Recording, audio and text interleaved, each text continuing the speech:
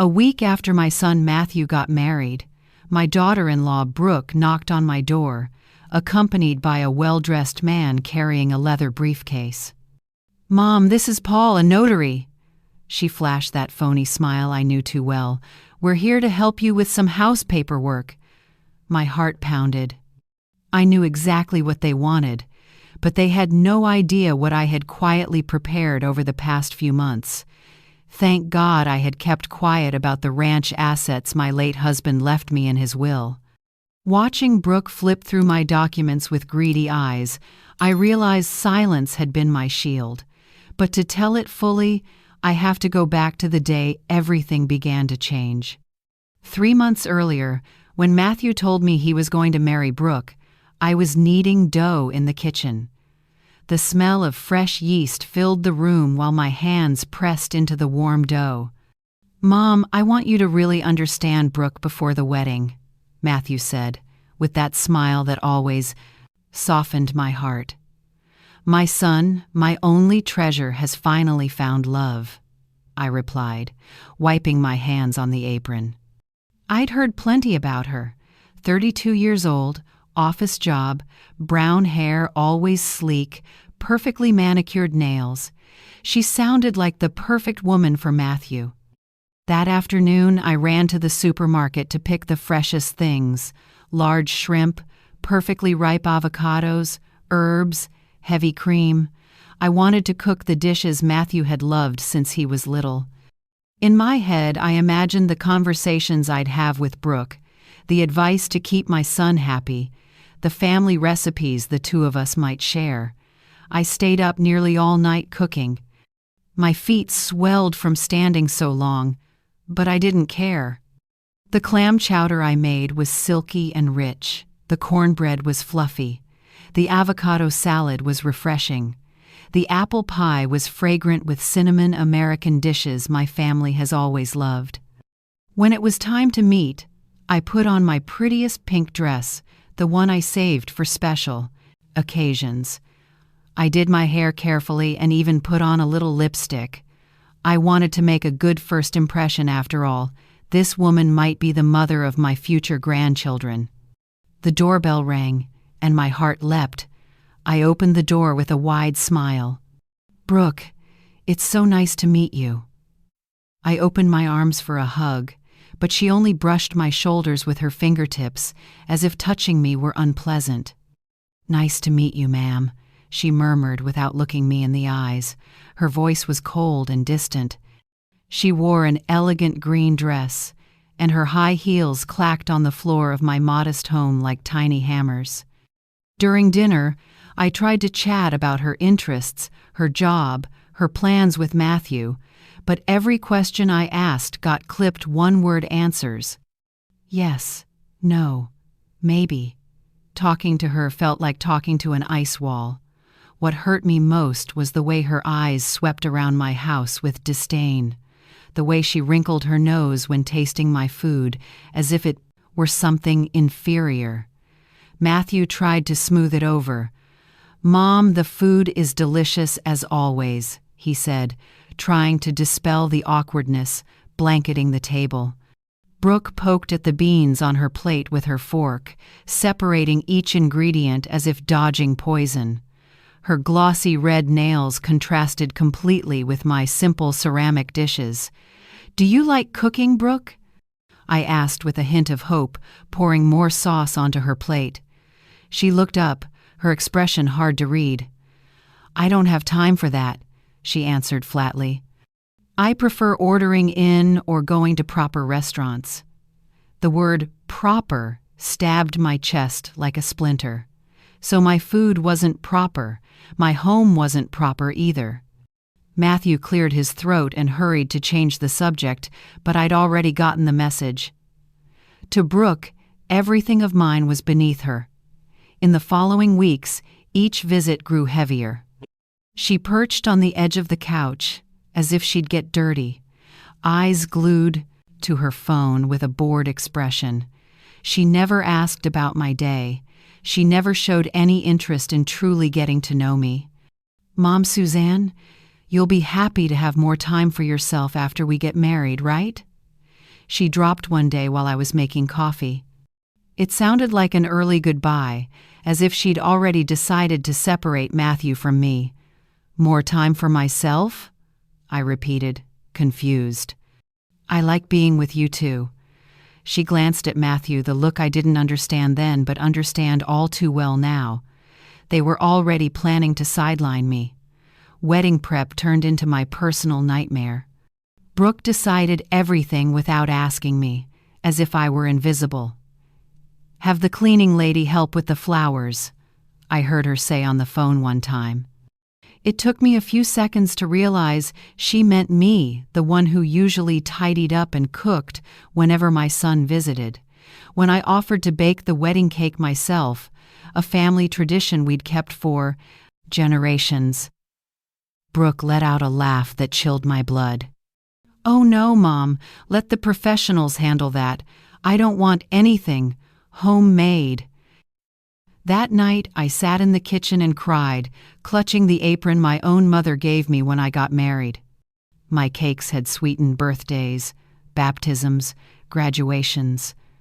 But to Brooke, the love in every batch was just homemade, a word she pronounced like a disease. The wedding day arrived like an unavoidable storm.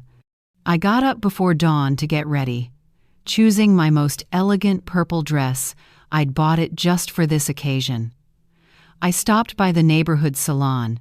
Carol gave me a hairstyle so pretty I looked 10 years younger. "You look beautiful, Suzanne," she said while adjusting my hair. "Your son will be so proud." Her words lit a small hope. Maybe today would be a new beginning with Brooke. I arrived at the church early, the way I always arrive early everywhere.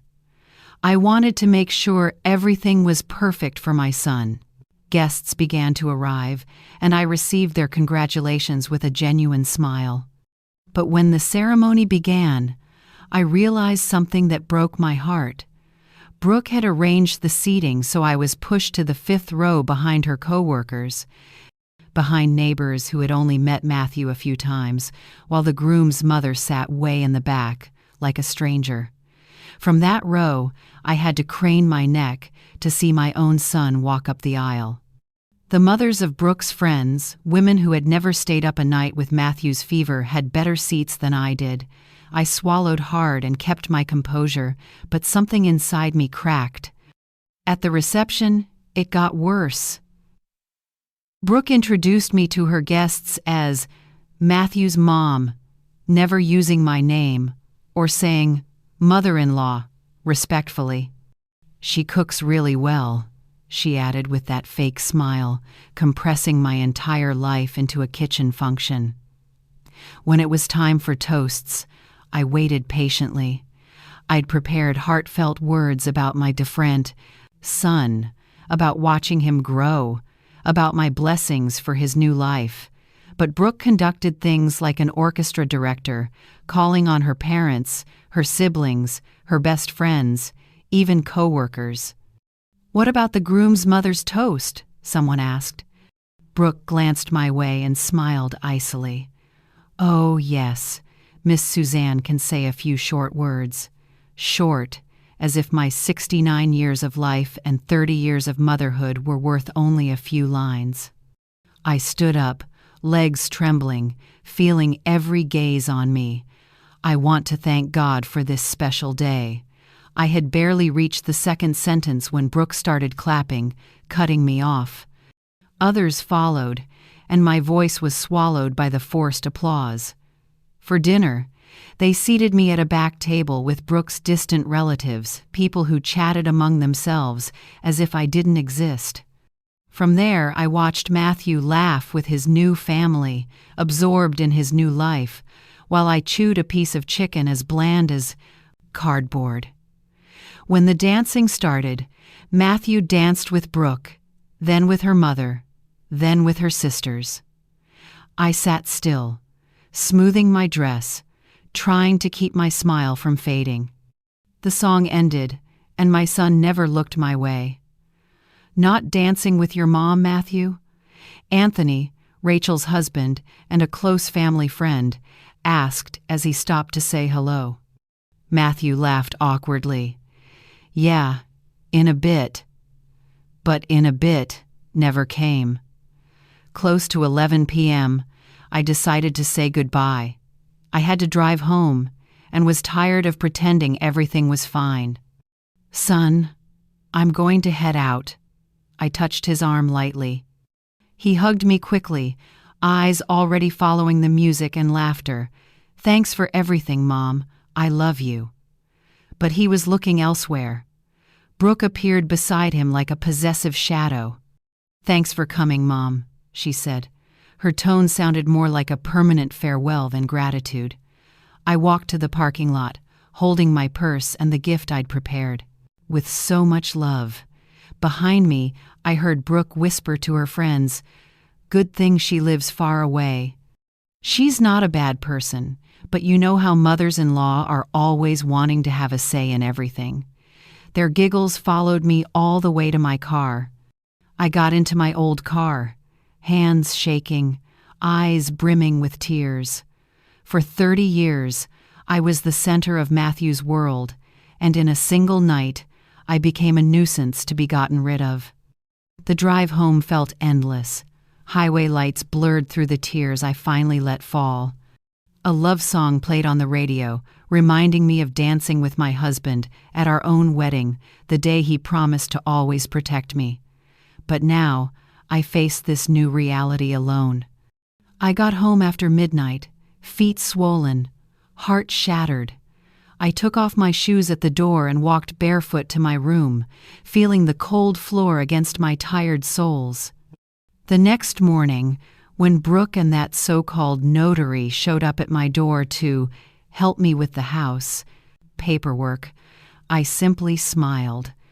They didn't know that this Suzanne, a 69-year-old mother in Seattle, was no longer someone to be led around, and the real story was only just beginning. The purple dress I had so carefully chosen suddenly felt ridiculous, like a uniform for an old woman pretending she still mattered. The next days were a strange mix of silence and waiting. I hoped Matthew would call to tell me about the honeymoon, to check on me, to keep the bond that had held for 30 years. But my phone stayed dead quiet. A week after the wedding, I decided to call myself. "Hi, son. How are you two? Was the honeymoon good?" I tried to sound as cheerful as I could. His answer was icy. "Great, Mom. Brooke sends her regards. I'll call you later. We're busy sorting out the house stuff." The house. He didn't say our house or my house, just the house, as if I had never existed in his family world.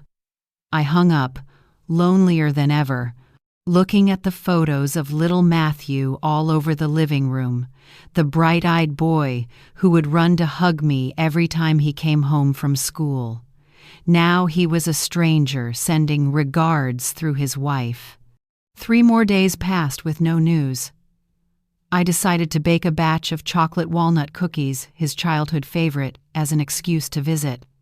I dressed neatly, put on my favorite mint green blouse, and drove to the new house in Bellevue with my heart full of hope. I rang the bell, hoping to see my son smile, but Brooke opened the door. She was wearing a wine-colored silk robe that looked expensive, her hair in a perfect bun, as if she'd just left the salon. "Oh, Mom, what a surprise," she said, without a shred of genuine joy. "I brought cookies for Matthew." I held up the gift basket tied with a yellow bow. His favorite. Brooke took the basket without inviting me in, inspecting the cookies like evidence of a crime. How thoughtful.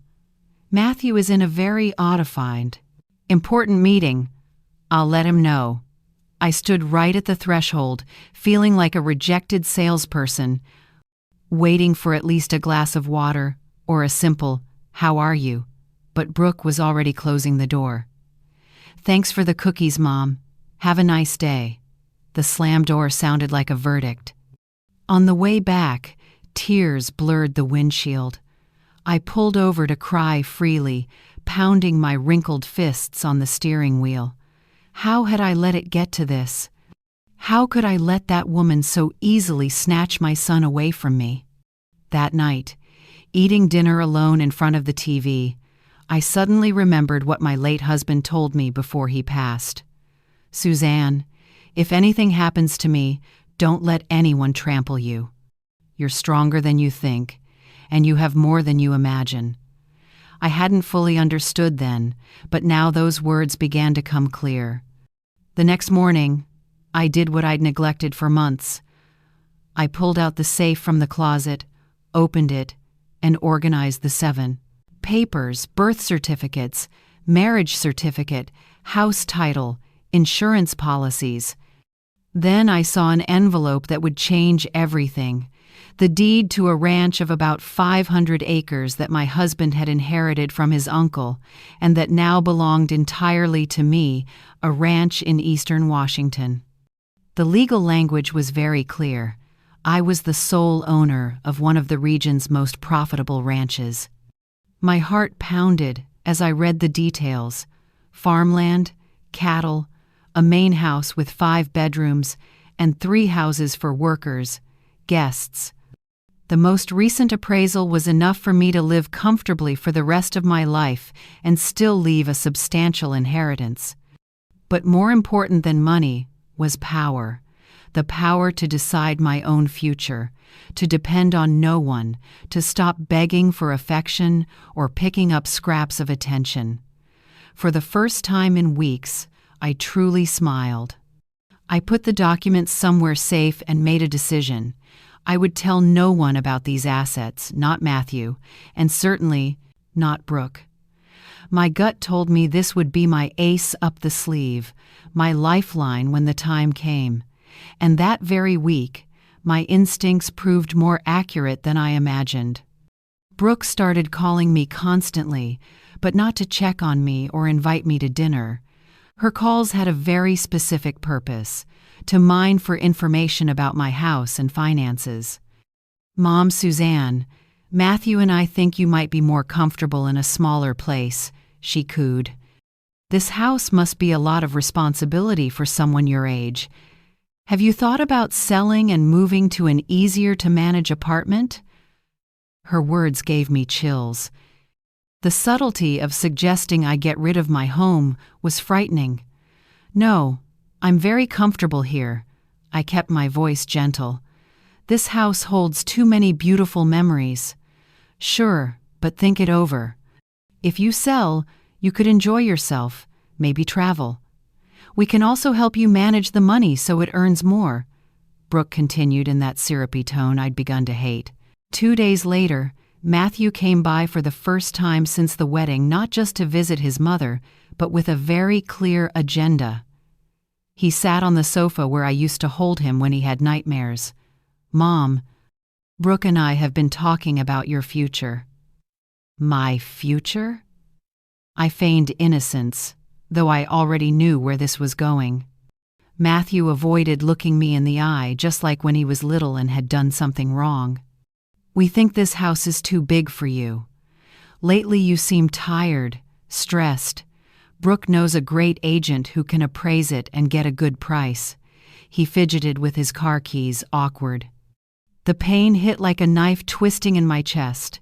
The very child I'd raised with all my love was trying to convince me to sell the house where he grew up, where he took his first steps, where we built every memory. "Son, do you really think I should sell the house?" I asked directly, needing to hear his voice, not Brooke's echo. For a moment, I saw the round, vulnerable little boy he used to be, hesitating, caught between what he knew was wrong and what his wife had put in his head. "Well, Brooke has a point, Mom. You should enjoy more, worry less," he muttered. But his voice sounded like he was reading a script someone else had written. That evening, after Matthew left with empty promises to visit more often, I sat in the kitchen with a cup of chamomile tea and made a decision that would change everything. I called Rachel, the only close friend I could trust completely. "Rachel, I have to tell you something very important, but promise it stays between us." Rachel's voice turned serious immediately. We'd been friends for more than 40 years, practically raising our kids together. "Okay, Suzanne, what's going on?" "You sound worried." I told her everything from Brooke's attitude the first time, how they treated me at the wedding, the attempts to convince me to sell the house, and finally the ranch assets I'd kept hidden. "My God, Suzanne, nearly 500 acres and you haven't told them?" Rachel exclaimed. "Good thing you kept quiet." I saw the shark look in that girl's eyes at the wedding. Her words confirmed my instincts were right. "Rachel, I feel like something bad is coming. The way they look at me like an obstacle to remove. I'm afraid they're plotting." "Listen, best friend," Rachel said in her familiar firm tone. "Tomorrow morning we're going to see a lawyer. You need to protect everything before those vultures find out what you really have. And please don't sign anything without checking with me." The next morning, Rachel picked me up early. She had made an appointment with a reputable attorney, Mr. Robert Hayes, whose office was in downtown Seattle, a gray-haired man with sharp eyes and decades of handling similar cases. "Miss Suzanne, based on what your friend said and the files I've reviewed, your situation is very sensitive," he said after going through the papers. "It's not uncommon for relatives, well-meaning or not, to pressure older adults to transfer assets. My recommendation is to build legal safeguards around your entire estate." Mr. Hayes spread the documents into a picture of assets on the polished wooden desk. "What you have is substantial. This ranch alone equals the entire wealth of many families." He adjusted his glasses. "What concerns me is the behavioral pattern you've described. Emotional isolation, making the victim believe she's incapable, then presenting the solution, which only benefits them." His words made me shiver. This was exactly what I was living through. Rachel squeezed my hand. "Tell him about the notary." I recounted how Brooke brought Paul to my door, waving house papers, showing up unannounced like hunters on a trail. "Classic," the lawyer muttered, taking notes. "They often bring along a friendly witness, notary, overlook irregularities, and pressure for signatures under the pretense of simplifying procedures. I've seen people lose everything in a single signing session. So what can I do to protect myself?" I asked, feeling like I was standing in the middle of an invisible battlefield. For the first time that day, he smiled. "A lot. We'll set up an irrevocable trust, document any coercive attempts, and most importantly, prepare scripts for when they show their true intentions." We left the law office with a clear plan and a set of documents strong enough to wrap my estate in protection. This time, I was no longer a mother easily led around. Suzanne of Seattle was ready to fight back. More important than anything, I walked out of the law office with one certainty: I wasn't overreacting or paranoid. My suspicions had a basis. Rachel invited me over for a meal. Her husband, Anthony, hugged me with his familiar bear hug. "Suzanne, that girl has money in her eyes," Anthony said, as we ate the pot roast Rachel had cooked. "Even at the wedding, I felt something off," he continued. "She kept calculating, probing about who did what business." Their observations confirmed my worst fears. In the following days, I kept my normal routine, but on high alert. Every call, every unexpected visit, every casual remark about age or needing help, I read in a new way. It was as if I'd suddenly developed X-ray vision to see the true intentions.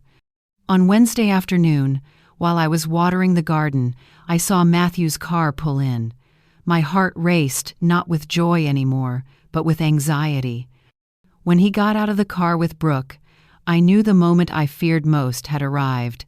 "Hi, Mom," Matthew forced a smile, the smile he had practiced since getting married. Brooke followed, carrying a thick folder, radiating a smugness that made my skin crawl.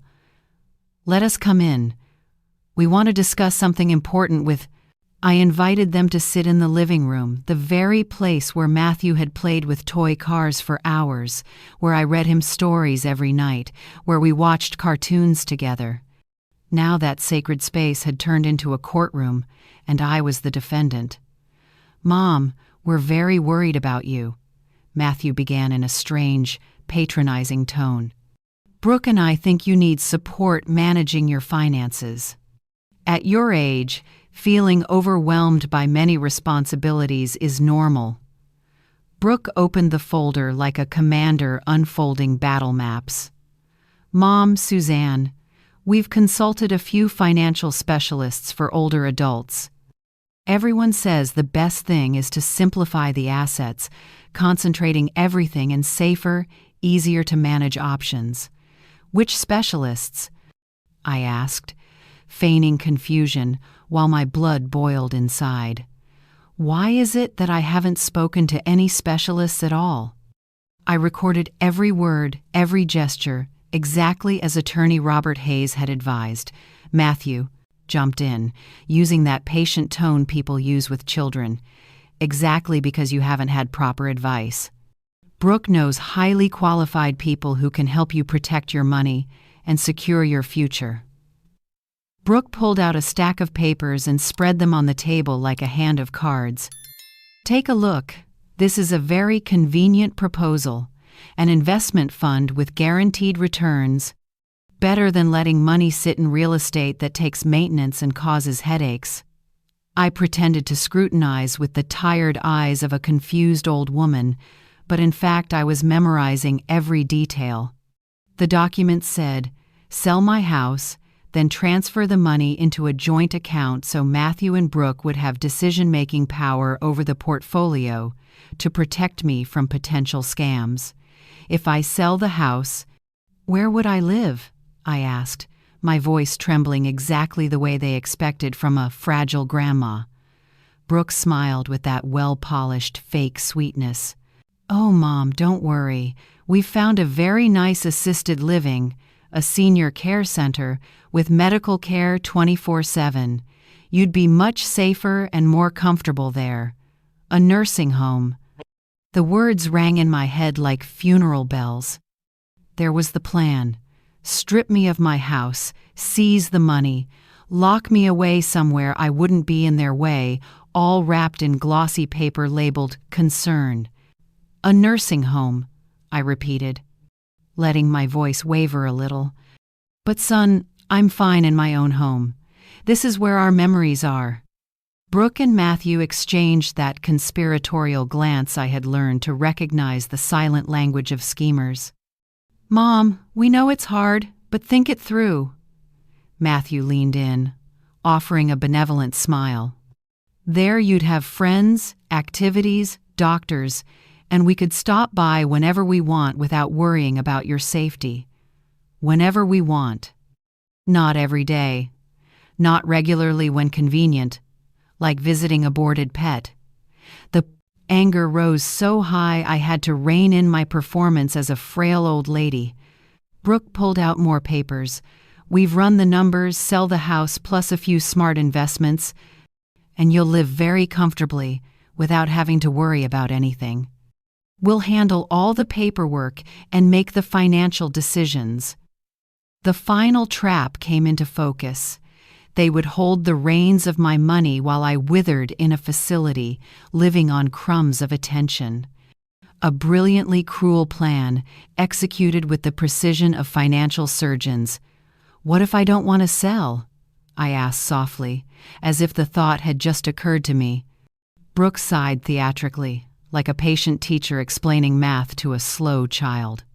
"Mom, we understand it's hard. But at your age, living alone in such a big house isn't safe. What if you fall and no one knows? Or if someone takes advantage of your kindness and scams you?" The irony being lectured about scammers by the person trying to scam. "I need time to think. I need time to think. I rubbed my temples as if I had a headache. It's a lot to process at once. Matthew stood and hugged me, a hug as cold as Judas's kiss rather than a son's affection. "Of course, Mom, but don't take too long," he said. Brooke stacked the documents with the satisfaction of someone who thinks she's already won. After they left, I collapsed into a chair, feeling as if I'd just survived a hurricane. My hands shook, not from age but from fury held in. I picked up the phone and called attorney Robert Hayes immediately. "Mr. Hayes, they just came. Exactly as you predicted. They want me to sell everything, put me in a facility, and take over the money." His voice was calm but firm. "Miss Suzanne, this is the critical part. Do not sign anything at all, no matter how much pressure they apply. If possible, record all future conversations. We need to document their true intent." That night, I couldn't sleep. I walked around the house like a ghost, touching each object with a story. The rocking chair where I nursed Matthew, the table where we did homework together, the piano I played to lull him through nightmares. All of it would be sold off and scattered to feed the greed of someone who came later, who knew nothing of the days when Matthew was most vulnerable and needed his mother, a person who saw motherly love only as an obstacle on the road to a money dream. The next morning, Rachel arrived early with a digital voice recorder her grandchild had lent her. "It's really easy to use," she showed me. "Press this button and it records for 8 hours straight. Slip it in your purse or apron pocket. If they come back with proposals, we'll have their words." For 3 days, I kept a tense calm, waiting for the hunter's next move. On Friday afternoon, the phone rang. Brooke, her voice sugary with manipulation. "Have you thought about the proposal, Mom? We found a beautiful place in assisted living, but we need to reserve soon because there's a wait list." The fake urgency in her voice confirmed they were eager to close early, before I could consult anyone. "Yes, I've thought a lot," I answered with my best performance as a hesitant old lady. "Can you come by tomorrow to explain the details again?" At my age, I sometimes forget. I could practically see her triumphant smile through the phone. "Yes, Mom, tomorrow afternoon we'll bring all the paperwork. You'll see this is the best decision for everyone." Best for everyone, as if being stripped of my home and freedom were a favor to me. On Saturday afternoon, they arrived right on time, like vultures keeping a date with carrion. This time they brought Paul the notary, who had shown up at my door the previous week. A thin man with a sparse mustache and a leather briefcase, his eyes roving around my house like an appraiser's while he feigned courtesy. "Miss Suzanne, very pleased to see you again." He smiled without his eyes. "I'm prepared to streamline all procedures. The faster we resolve this, the fewer complications. Before we begin, I'd like permission to audio, video, record this discussion to protect all parties. Does everyone agree?" I sat down in my favorite armchair, the one where I used to rock baby Matthew and let them stage their show of fake concern. "Mom, we brought the paperwork ready." Matthew laid the sheets on the table. "You just need to sign here, here, and here, and we'll handle the rest." His finger pointed at dotted lines like crosses in a graveyard. Brooke sat right next to me, the kind of hard sell proximity used by aggressive salespeople. "Look, photos of where you'll live, lovely gardens, a TV room, even yoga classes for seniors." Brooke showed a few pictures, a place that looked more like a hospital in disguise than a home. Paul opened his briefcase and ceremoniously pulled out a seal, blue ink, and a set of notary letterhead forms. "Ma'am, these documents are drafted perfectly to protect your interests. A property sale, fund transfer into a family trust, and authorization for relatives to manage your finances if you become incapacitated. Incapacitated. The word hit me like a slap. I smiled very slightly, a smile only I understood, and looked up.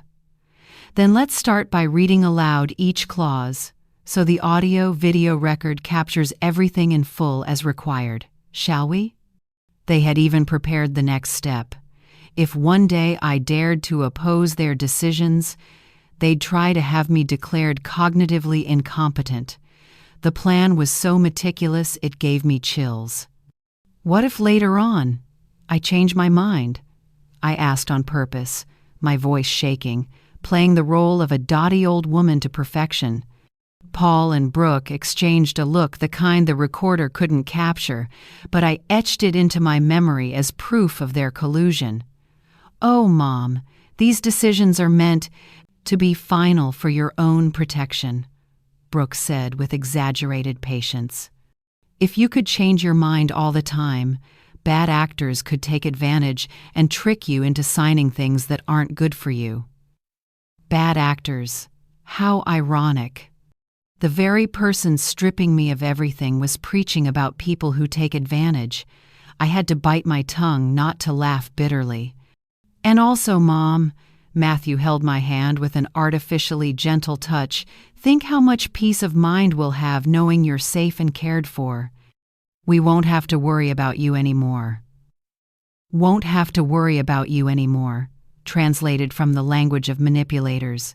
It means, we won't have to pretend to love you once we control the money. My tears burst out, not an act anymore. It was the real pain of a mother betrayed by the child she had lovingly raised. Don't cry, ma'am, Paul soothed with professional coldness. Feeling emotional during major changes is normal. You'll feel more at peace afterward. He pulled out a gold-plated pen and set it in front of me like a gun to my throat. I took the pen, my hand shaking, and moved it toward the first sheet. The air was taut like a violin string.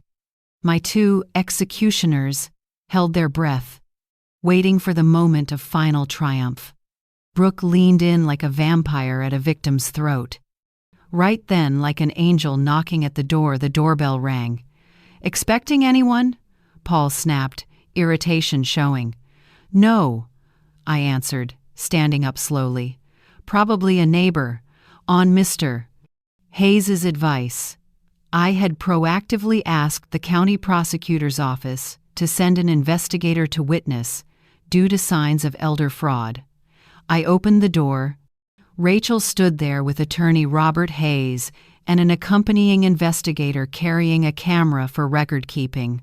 "Good afternoon, Suzanne," Rachel smiled, giving me instant strength. "Hope we're not too late." "Come in," I said, feeling like the cavalry had arrived. Attorney Hayes entered with the presence only seasoned lawyers have. The other man followed, lifting the camera. Matthew turned pale. Brooke stumbled to gather the stack of documents, and Paul stood frozen like a pillar of salt. "What's going on, Mom?" Matthew asked, tense. "Hello, everyone," Mr. Hayes said politely. "I represent Miss Suzanne. As scheduled for today, I'll be supervising this legal transaction together with the investigator from the prosecutor's office. I trust all documents are in proper order and that my client has had sufficient time to review them with independent counsel." The silence that followed was so thick it could be cut with a knife. Paul hastily pocketed the gold-plated pen as if it burned. Brooke glanced at the door, measuring an escape route. "Excuse me, and you are?" Paul tried to salvage his authority. Hayes smiled the way a man does after unmasking too many frauds to count. "Robert Hayes, attorney for Elder Asset Protection. And this is Deputy Prosecuting Attorney Daniel Harris from the King County Prosecuting Attorney's Office, in charge of crimes targeting vulnerable people. At Mr. Hayes's request, we're here to witness and record due to indications of elder fraud." Brooks' face shifted from confident predator to chalk white in seconds. Paul snapped his briefcase shut with clumsy motions, as if stuffing in incriminating evidence. Matthew stood stock still, looking from them to me as if, for the first time in months, he truly saw his mother. "Counsel," I said, my voice steadier than it had been in weeks, "I'm glad you arrived in time. I was about to sign some papers and wanted to make sure everything is proper." I set the recorder on the table like a grenade with the pin pulled. The investigator switched on the camera per protocol. "Ma'am, could you explain what kind of documents they're asking you to sign and under what circumstances?" His voice carried legal authority that makes the guilty tremble. Brooke tried to cut in with a forced laugh. "Oh, it must be a misunderstanding. We're just helping my mother-in-law with some convenient paperwork." "Paperwork?" I repeated, smiling to my own surprise. "You call it paperwork to make me sell my house, hand over all my money, and go into a nursing facility so the two of you can control all the assets?" Paul sprang up, aiming to slip away. "Perhaps there's been a mistake. I only came to provide notary services." Mr. Brooks was already standing neatly in the doorway. "Hold on, colleague. I'd like to see the documents you brought ready. This is part of an investigation into real estate fraud." Right then, I played my ace. I went to the bedroom, carried out the safe, opened it in front of everyone, and took out the ranch deed. I spread the papers on the table, savoring each second of confusion on the predators' faces. "Isn't this interesting?" I said. "My late husband left me a ranch of about 500 acres. I simply hadn't mentioned it yet. Mr. Hayes, please read the most recent appraised value." Attorney Hayes took the file, a smile of poetic justice on his lips. "According to the latest appraisal, the market value of this ranch is in the many millions of dollars range, not counting the cattle, agricultural machinery, and auxiliary structures." Absolute silence. Brooks' mouth hung open like a stranded fish. Matthew stared at the paper like an extraterrestrial object.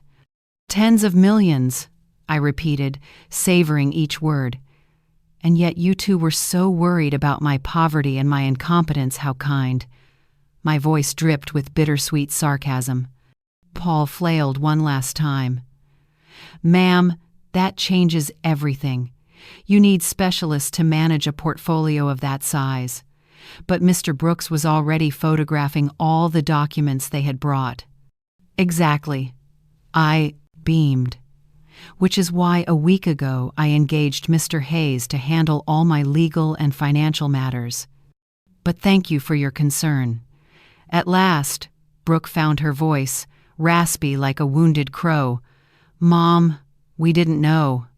I mean, we just wanted to help." "Help me?" I stood, reclaiming the dignity I thought I'd lost. "Help by selling my house without asking, locking me in a facility against my will, and stealing my right to decide my own life?" Matthew spoke, and for the first time in months, I heard my real son. "Mom, we thought it was what's best for you." His eyes were wet. I didn't know if it was remorse or frustration at having the game exposed. "What's best for me," I softened, "would have been to ask what I wanted. What's best for me would have been to respect my decisions. What's best for me would have been to see me as your mother, not an obstacle to your happiness." Mr. Hayes placed a protective hand on my shoulder. "Miss Suzanne, I think it's time for everyone to leave. We have sufficient documentation to proceed legally, if necessary." Paul practically ran for the door. Brooke slunk after him, not bothering to keep the considerate daughter-in-law mask. Matthew lingered a few seconds, looking at me with an expression I couldn't read. "Mom, can we talk later?" For the first time, the question sounded real and bare. I nodded slowly, promising nothing. When they left, I stayed with my true allies, Rachel, Mr. Hayes, and Mr. Brooks. For the first time in months, I felt safe in my own home. 3 months later, I sat on the ranch porch, watching sunset turn my land orange. It was also when I turned 70, a birthday gift of freedom I gave myself. Matthew visited once a week, alone, trying to mend the bond nearly destroyed by pleasing a woman who saw him only as a ladder to money. Brooke called many times, all went to voicemail. People say they divorced when she realized I wasn't the weak, poor widow she'd imagined. Now I help older women facing similar situations. My home has become a refuge where they can tell their stories and receive free legal guidance. I've learned that silence can be gold, but speaking up at the right time is diamond. At 69, I finally understood my husband's last words.